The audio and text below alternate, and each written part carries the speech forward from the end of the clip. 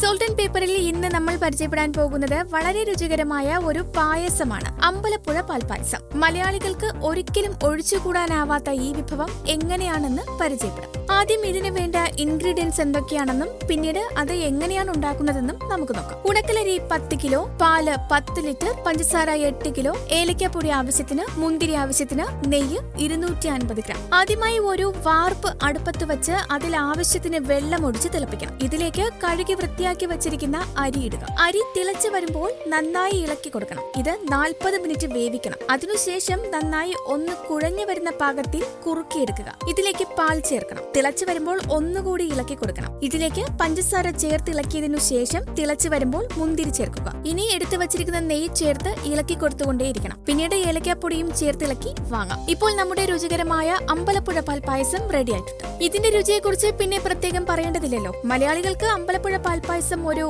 അഹങ്കാരം തന്നെയാണ് അല്ലെ? അപ്പോൾ കൂടുതൽ വ്യത്യസ്തമായ ടേസ്റ്റി റെസിപ്പികൾക്കായി ഈ ചാനൽ ഉടൻ തന്നെ സബ്സ്ക്രൈബ് ചെയ്യുമല്ലോ.